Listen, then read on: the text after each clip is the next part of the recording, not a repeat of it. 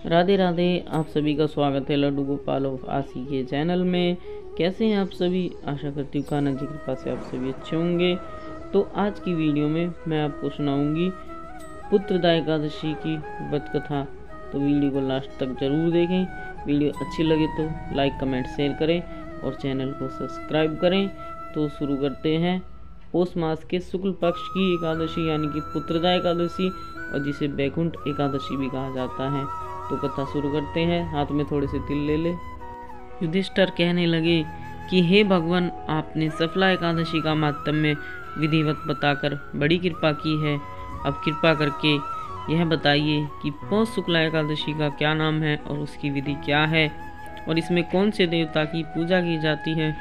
श्री कृष्ण बोले, हे राजन, इस एकादशी का नाम पुत्रदा एकादशी है और इसमें भी नारायण भगवान की पूजा की जाती है। इस चर और अचर संसार में पुत्रदा एकादशी व्रत के समान कोई और दूसरा व्रत नहीं है।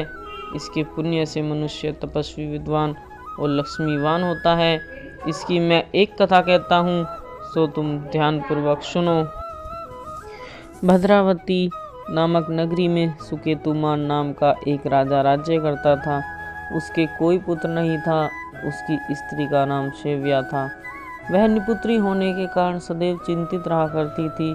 राजा के पितृ भी रो रो कर पिंड लिया करते थे और सोचा करते थे कि इसके बाद हमको कौन पिंड देगा। राजा को भाई, बांधव, धन, हाथी, घोड़े, राज्य और मंत्री, इन सब में से किसी चीज़ से भी संतोष नहीं होता था। इसका एकमात्र कारण पुत्र का न होना था। वह सदैव यही विचार करता था कि मेरे मरने के बाद मुझको कौन पिंडदान देगा। बिना पुत्र के पितरों और देवताओं का क्षण मैं कैसे चुका सकूंगा। जिस घर में पुत्र न हो उसमें सदैव ही अंधेरा रहता है। इसलिए मुझे पुत्र की उत्पत्ति के लिए प्रयत्न करना चाहिए।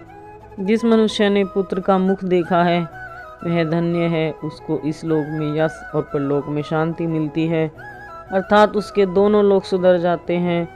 पूर्व जन्म के कर्म से ही इस जन्म में पुत्र, धन आदि प्राप्त होते हैं। राजा इसी प्रकार दिन रात चिंता में लगा रहता था। एक समय राजा ने अपने शरीर को त्याग देने का विचार किया, परंतु आत्मघात को महान पाप समझकर उसने ऐसा नहीं किया। एक दिन राजा ऐसा ही विचार करता हुआ अपने घोड़े पर चढ़कर वन को चल दिया और वन में पक्षियों व वृक्षों को देखने लगा। उसने देखा कि वन में मृग, व्याघ्र, सूअर, सिंह, बंदर, सर्प आदि सब भ्रमण कर रहे हैं। हाथी अपने बच्चों और हथनियों के बीच में घूम रहा है।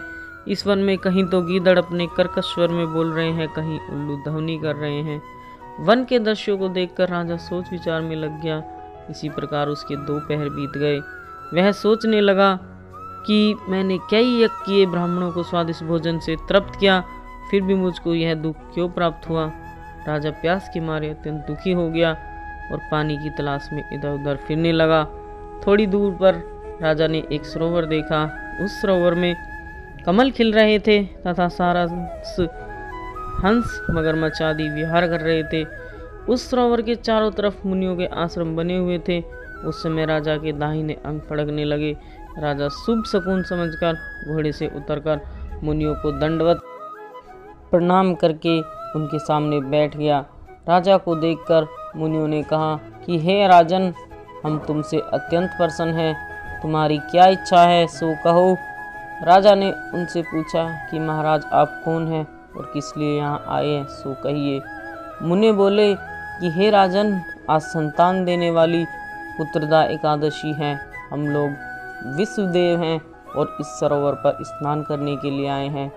इस पर राजा कहने लगा कि महाराज, मेरी भी कोई संतान नहीं है। यदि आप मुझसे प्रसन्न हैं तो एक पुत्र का वरदान दीजिए।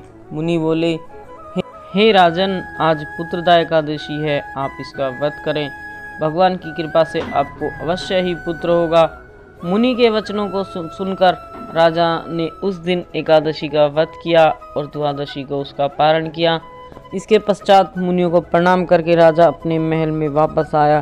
कुछ समय के बाद रानी ने गर्भ धारण कर लिया और 9 महीने के पश्चात उसको एक पुत्र हुआ। वह राजकुमार अत्यंत सूरवीर, बलवान, धनवान, यशस्वी तथा प्रजापालक हुआ। श्री कृष्ण भगवान बोले, हे राजन, पुत्र की प्राप्ति के लिए पुत्रदा एकादशी का व्रत करना चाहिए।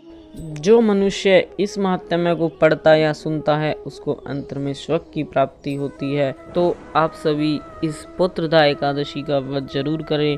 अगर आप व्रत भी ना कर रहे तो आप विधि विधान से पूजा करें और एकादशी के महात्म्य की कथा सुने और भगवान विष्णु की विशेष कृपा पाए।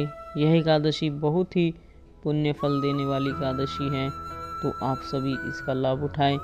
जो लोग संतान प्राप्ति के लिए भगवान से आशीर्वाद पाना चाहते हैं, उनकी कृपा पाना चाहते हैं, उनके लिए तो यह बहुत ही सुनहरा मौका है। वे लोग इस पुत्रदा एकादशी का व्रत करें और भगवान विष्णु को प्रसन्न कर उनकी कृपा पाए और अपने घर में संतान की प्राप्ति के लिए वह इस व्रत को करें और भगवान विष्णु को विधि विधान से पूजा करें। और इस दिन पूरा दिन आप हरि कीर्तन, हरि जागरण व हरि नाम में बिताएं। किसी की चुगली निंदा न करें, झूठ न बोलें।